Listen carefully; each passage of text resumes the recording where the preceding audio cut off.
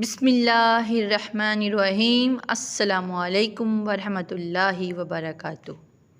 حضرت حزقیل علیہ السلام حضرت موسیٰ علیہ السلام کے تیسرے خلیفہ ہیں جو منصب نبوت پر سرفراز کیے گئے۔ حضرت موسیٰ علیہ السلام کی وفات اقدس کے بعد آپ کے خلیفہ اول حضرت یوشع بن نون علیہ السلام ہوئے، جن کو اللہ تعالیٰ نے نبوت عطا فرمائی۔ ان کے بعد حضرت کالب بن یوحنا علیہ السلام حضرت موسیٰ علیہ السلام کی خلافت سے سرفراز ہو کر مرتبہ نبوت پر فائز ہوئے۔ پھر ان کے بعد حضرت حزقیل علیہ السلام حضرت موسیٰ علیہ السلام کے جانشین اور نبی ہوئے۔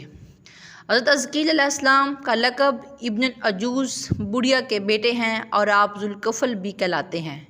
ابن العجوز کہلانے کی وجہ یہ ہے کہ یہ اس وقت پیدا ہوئے تھے جب کہ ان کی والدہ ماجدہ بہت بوڑھی ہو چکی تھی، اور آپ کا لقب ذوالکفل اس لیے ہوا کہ آپ نے اپنی کفالت میں لے کر 70 انبیاء کرام کو قتل سے بچا لیا تھا، جن کے قتل پر یہودی قوم آمادہ ہو گئی تھی۔ پھر یہ خود بھی خدا کے فضل و کرم سے یہودیوں کی تلوار سے بچ گئے اور برسوں زندہ رہ کر اپنی قوم کو ہدایت فرماتے رہے۔ بنی اسرائیل کی ایک جماعت جو حضرت حزقیل علیہ السلام کے شہر میں رہتی تھی، شہر میں طاعون کی وبا پھیل جانے سے ان لوگوں پر موت کا خوف سوار ہو گیا، اور یہ لوگ موت کے ڈر سے سب کے سب شہر چھوڑ کر ایک جنگل میں بھاگ گئے اور وہیں رہنے لگے۔ تو اللہ تعالیٰ کو ان لوگوں کی یہ حرکت بہت زیادہ ناپسند گزری، چنانچہ اللہ تعالیٰ نے ایک عذاب کے فرشتے کو اس جنگل میں بھیج دیا، جس نے ایک پہاڑ کی آڑ میں چھپ کر اور چیخ مار کر بلند آواز سے یہ کہہ دیا کہ موتو، یعنی تم سب مر جاؤ، اور اس مہیب اور بھیانک چیخ کو سن کر بغیر کسی بیماری کے بالکل اچانک یہ سب کے سب مر گئے، جن کی تعداد 70,000 تھی۔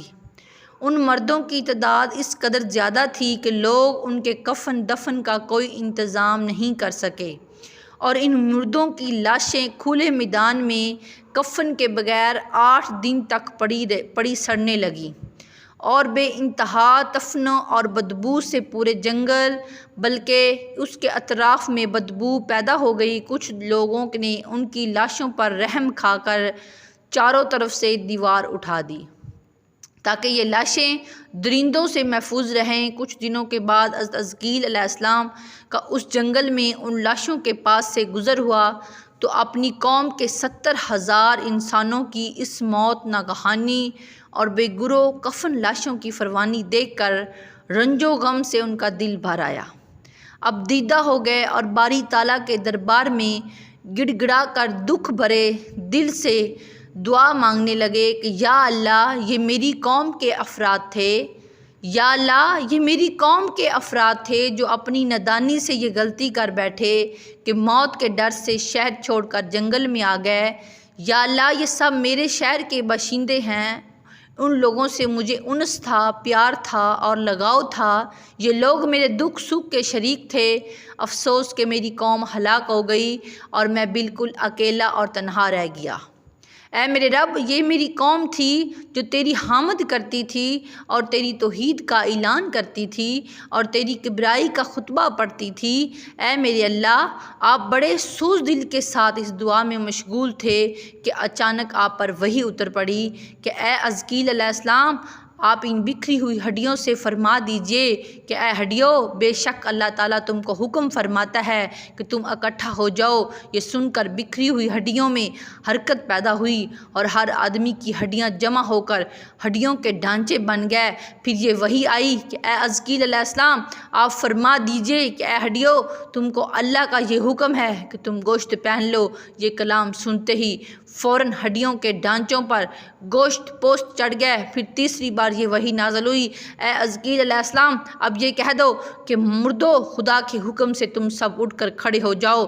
چنانچہ آپ نے یہ فرما دیا تو آپ کے زبان سے یہ جملہ نکلتے ہی 70 1000 لاشیں دم زدن میں ناگہاں یہ پڑھتے ہوئے کھڑی ہو گئی کہ سبحانک اللہم و بحمدک لا الہ الا انت۔ پھر یہ سب لوگ جنگل سے روانہ ہو کر اپنے شہر میں آ کر دوبارہ آباد ہو گئے اور اپنی عمروں کی مدت بھر زندہ رہے، لیکن ان لوگوں پر اس موت کا اتنا نشان باقی رہ گیا کہ ان کی اولادوں کے جسموں سے سڑی ہوئی لاش کی بدبو برابر آتی رہی، اور یہ لوگ جو کپڑا بھی پہنتے تھے وہ کفن کی صورت میں ہو جاتا تھا، اور قبر میں جس طرح کفن میلا ہو جاتا تھا ایسا ہی میلا پن ان کے کپڑوں پر نمودار ہو جاتا تھا۔